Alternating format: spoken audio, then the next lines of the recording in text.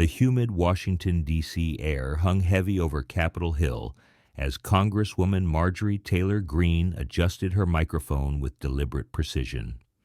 The International Relations Committee hearing had been routine until now.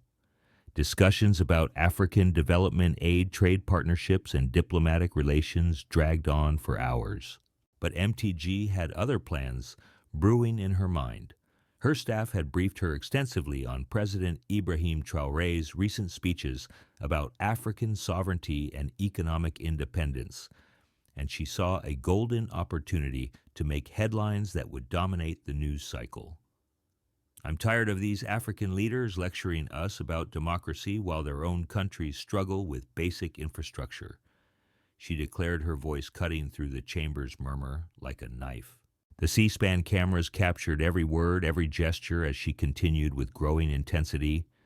Maybe President Traoré should focus on fixing his own backyard instead of criticizing American foreign policy. We send billions in aid, and what do we get? Lectures about colonialism and complaints about our international business practices. Meanwhile, 4,000 miles away in Ouagadougou, the golden sunset painted the presidential palace in warm amber hues. President Ibrahim Traoré was reviewing quarterly economic reports when his communications director, visibly shaken, burst through the mahogany doors. "Mr. President, you need to see this immediately," he said, his voice trembling with urgency. The AIDS tablet displayed the live stream from Washington MTG's words echoing through the ornate office, decorated with traditional Burkina art and modern African sculptures. Traoré's expression remained remarkably calm, but his advisors could sense the gravity of the moment settling over the room like a heavy blanket. This wasn't just political theater, it was a direct challenge to African dignity on the world stage broadcast live to millions. The committee room fell into an uncomfortable silence as MTG's words hung in the air like a toxic cloud, poisoning the atmosphere of diplomatic discourse. She leaned forward into her microphone, her voice dripping with condescension. "Your place is Africa, Mr. Traoré. Stay there and fix your own problems before telling us how to run our country. We don't need lessons from leaders who can't even provide clean water to their own people." The phrase would soon become a hashtag, a rallying cry, and a symbol of everything wrong with modern political discourse. Within minutes, social media erupted like a volcano. "Your place is Africa" began trending globally with reactions ranging from outrage to support, depending on which side of the political spectrum users occupied. News outlets scrambled to get statements from diplomatic sources while African Union representatives called emergency meetings in Addis Ababa. In Burkina Faso, the presidential communications team worked frantically through the night to manage the escalating crisis. Phone calls poured in from allied nations, international journalists, and organizations worldwide. The weight of representing not just Burkina Faso, but the entire African continent's dignity and honor settled heavily on Traoré's shoulders like an ancestral mantle. His wife Jamila found him standing on the palace balcony at midnight, gazing at the bustling streets of Ouagadougou, below where life continued despite the international storm brewing.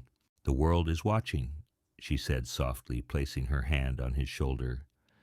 "But remember, my love, they've been underestimating us for centuries. This is your moment to remind them who we really are, where we come from, and what we represent." Traoré nodded slowly, his brilliant mind already formulating a response that would transcend the pettiness of the attack and elevate the entire conversation to something far more profound and meaningful. The fallout from MTG's inflammatory comments split American public opinion down predictably familiar lines, creating a chasm that seemed to grow wider by the hour. Conservative talk radio hosts across the country praised her no-nonsense approach to foreign relations, with some calling her brave enough to say what everyone's thinking.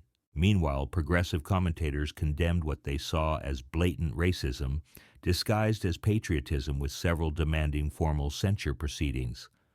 CNN's Anderson Cooper opened his primetime evening show with the controversy dominating. The headlines tonight, we examine how a single phrase has reignited passionate debates about America's role in global leadership and our complex, often troubled relationship with the African continent. The Chiron read in bold letters, "Diplomatic crisis, Congresswoman's comments spark international incident." In Atlanta, Dr. Amara Johnson, a respected professor of African Studies at Emory University, watched the coverage with growing frustration and professional concern. Her phone buzzed constantly with interview requests from major news outlets seeking expert commentary and historical context. "This isn't just about one politician's ignorance," she told her graduate students during an impromptu evening seminar. "It's about centuries-old Western attitudes toward Africa that refuse to die despite overwhelming evidence of the continent's contributions to world civilization." Meanwhile, in rural Georgia, MTG's constituents gathered at Murphy's local diner, their reactions as divided as the rest of the country.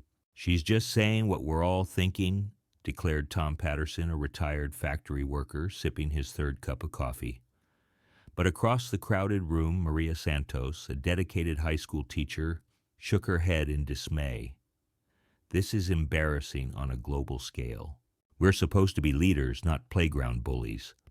The controversy had touched a raw nerve in America's ongoing struggle with its place in an increasingly multipolar world. President Traoré spent the entire night in his private study, surrounded by towering shelves filled with books on African history, philosophy, political theory, and liberation movements. The leather-bound volumes seemed to whisper the voices of ancestors who had faced similar moments of challenge and unprecedented opportunity throughout the continent's rich but often painful history.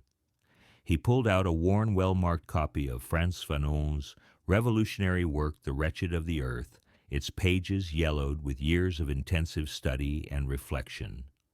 The words of the brilliant revolutionary psychiatrist and philosopher resonated powerfully across decades. For the colonized people, this violence, because it constitutes their only work, invests their characters with positive and creative qualities. But Traoré understood instinctively that in this pivotal moment, violence, even verbal violence, wasn't the answer his people needed. His response needed to be surgical, precise, and devastating in its elegant simplicity and profound truth. His chief of staff, Amadou Diallo, entered quietly with fresh intelligence reports and international updates. "Mr. President, we're receiving messages of solidarity and support from leaders across Africa, Asia, and Latin America." President Macky Sall from Senegal called personally to offer his backing. "The African Union is preparing a comprehensive joint statement of support." Traoré set down the treasured book and looked directly at his longtime friend and trusted advisor. "Amadou, what do you think our ancestors, those who built great empires, who resisted colonization, who fought for independence, would say about this moment?" "They would say that every insult is an opportunity to show our true strength," Diallo replied thoughtfully. "Not the strength of anger or retaliation, but the strength of wisdom, dignity, and unshakable truth." The president nodded with growing determination, his historic response beginning to take clear shape in his mind. As dawn broke over different time zones around the world, the international community began weighing in on the escalating diplomatic crisis with carefully measured statements. In Paris, President Emmanuel Macron's office issued a diplomatically worded statement calling for respectful dialogue between all nations, regardless of their size or economic status. The Élysée Palace was walking a precarious tightrope, desperately trying to maintain crucial relationships with both Washington and its former African colonies. In Beijing, Chinese state media seized the golden opportunity to highlight American hypocrisy on the global stage. While the United States constantly lectures the world about democracy, human rights, and respectful international relations, its own elected officials display shocking disrespect for sovereign African nations. Read a scathing editorial in the influential Global Times newspaper. The African Union headquarters in Addis Ababa buzzed with unprecedented activity as diplomats from all 55 member nations coordinated their collective response. Chairperson Musa Faki Mohammed called an emergency session declaring with righteous indignation, "An attack on one African leader is an attack on all of Africa, and we will respond with unity and strength." In London, former Prime Minister Tony Blair, now heading the Tony Blair Institute for Global Change, appeared on BBC's prestigious Newsnight program. This unfortunate incident highlights the urgent need for a completely new paradigm in North-South relations, he said gravely. The old colonial attitudes that some politicians still harbor are not just morally wrong, they're strategically counterproductive in our interconnected world. Social media continued to explode with passionate reactions from every corner of the globe. African dignity and yes-dish respect. Africa began trending alongside the original hashtag as millions of users worldwide shared their thoughts, experiences, and solidarity with the African continent. In the quiet, sacred hours before dawn, President Traoré made his way through the palace corridors to the small, beautifully appointed mosque for Fajr prayers. The ritual grounding helped center his thoughts and calm his spirit as he prepared for what would undoubtedly become one of the most important and consequential speeches of his presidency. His experienced speechwriting team had worked through the night, preparing several different drafts with various approaches and tones. But Traoré knew instinctively that this response had to come directly from his heart, from his soul, not from a committee or focus group. He politely dismissed his advisors and sat alone in his study with a blank piece of paper, letting the words flow naturally from decades of experience, intensive study, and deep abiding love for his continent. "My fellow Africans," he began writing in his careful handwriting, "today we have been reminded that the world still sees us through the distorted lens of yesterday's prejudices and misconceptions, but we know who we are, where we come from, and where we are going." The words came faster now, each sentence building powerfully on the last. He wrote passionately about the great kingdoms of Africa, about the renowned scholars of ancient Timbuktu, about the incredible resilience of a people who had survived slavery, brutal colonialism, and continued economic exploitation. But more importantly, he wrote about hope, about the future, Africa's bright, promising future. His beloved wife, Jamila, brought him steaming mint tea as the sun rose majestically over Ouagadougou. "The children are asking why everyone on television is talking about Papa," she said with a gentle, knowing smile. "Tell them," Traoré replied, still writing with intense focus, "that sometimes adults need to be reminded how to treat each other with basic respect and human dignity." At exactly 3 p.m., Ouagadougou, time, President Ibrahim Traoré stepped confidently up to the polished wooden podium in the presidential palace's main press room. International media representatives had gathered from around the world with satellite trucks lining the streets outside like a technological army. The entire world was watching, waiting, holding its collective breath. "Ladies and gentlemen of the press, fellow Africans and citizens of the world," he began, his voice remarkably calm but carrying an unmistakable authority that filled the room. "Yesterday I was told that my place is Africa. I want to thank Congresswoman Green for reminding me of something I have never forgotten, something that fills me with immense pride every single day." The packed room fell into absolute silence, every journalist hanging on his carefully chosen words, sensing they were witnessing history in the making. "Yes, my place is Africa. My place is the magnificent continent that gave birth to humanity itself, the cradle of civilization. My place is the land of the great pharaohs who built pyramids that still inspire wonder today, while much of the world lived in primitive caves. My place is the continent of Mansa Musa, whose legendary wealth was so vast it destabilized gold markets in medieval Europe for decades." His voice grew stronger, more passionate, but never angry or bitter, maintaining the dignity that would define this historic moment. My place is the continent of Nelson Mandela, who taught the entire world about forgiveness and reconciliation. My place is the continent of Wangari Maathai, who showed us how to heal our wounded environment. My place is the continent of Chinua Achebe, who reminded us that we had rich stories, complex cultures, and sophisticated societies long before colonizers came to tell us we had none. The speech was being broadcast live across every African nation and streamed worldwide, with millions watching in real time, sharing, and commenting.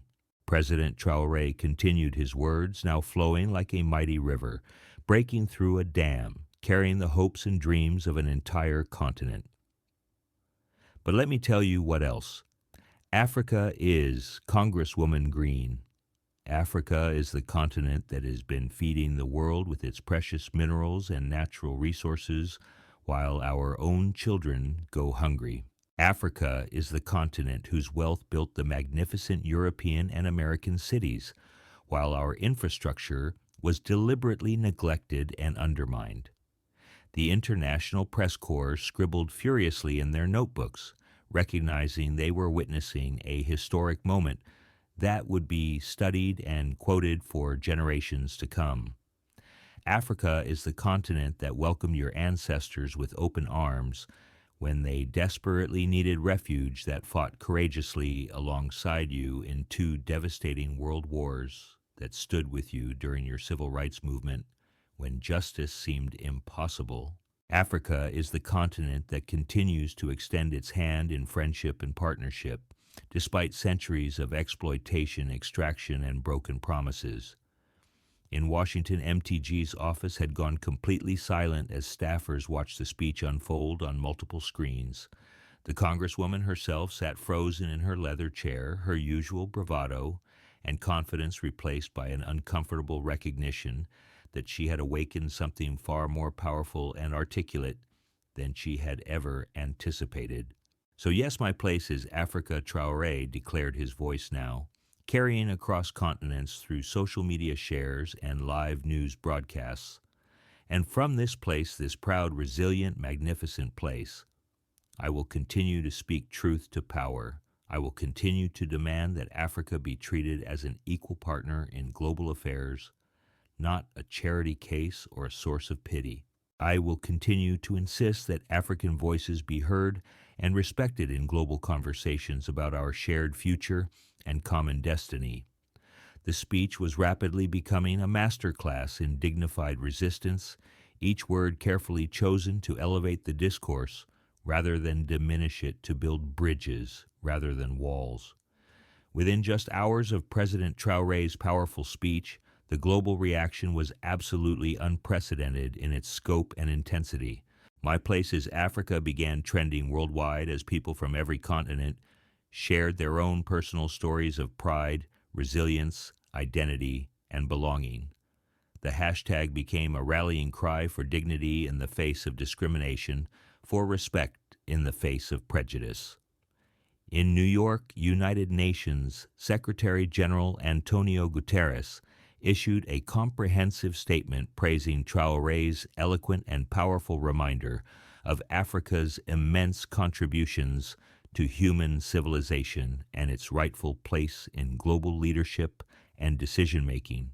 European leaders, many still grappling with their own complex colonial legacies and historical guilt, found themselves in the uncomfortable position of having to choose sides in this diplomatic confrontation. German Chancellor Olaf Scholz called Traoré personally to express his deep admiration for the speech, while French President Macron extended an invitation for a state visit to discuss renewed partnership and mutual respect between Europe and Africa. American political reaction was swift, decisive, and predictably divided along partisan lines. Progressive Democrats quickly distanced themselves from MTG's inflammatory comments, with Alexandria Ocasio-Cortez tweeting, "President Traoré's response shows the kind of leadership, dignity, and grace we should all aspire to in our political discourse." But perhaps the most powerful and moving response came from ordinary people around the world. African diaspora communities organized massive solidarity rallies in major cities worldwide. Students at historically black colleges like Howard University, as well as prestigious institutions like the Sorbonne and Oxford, held symposiums on African leadership dignity and the continent's role in global affairs. The speech had transcended mere politics to become a profound cultural moment, a reminder of Africa's rightful place in the world narrative.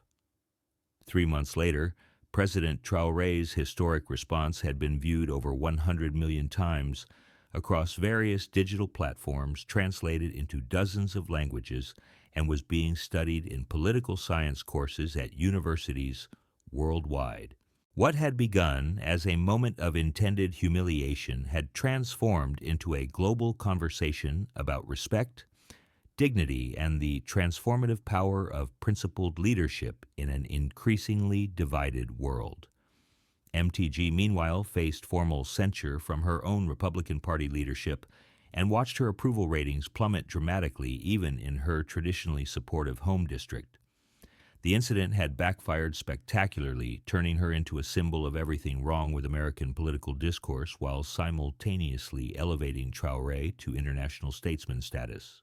In Ouagadougou, the president returned to his daily routine of governing his nation, but the world continued to watch Burkina Faso with newfound interest and respect.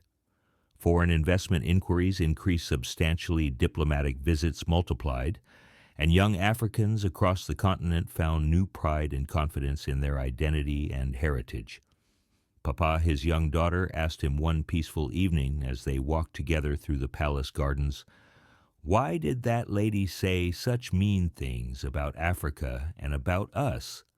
Traoré knelt down to her level, his eyes gentle but serious, filled with the wisdom that comes from experience and struggle.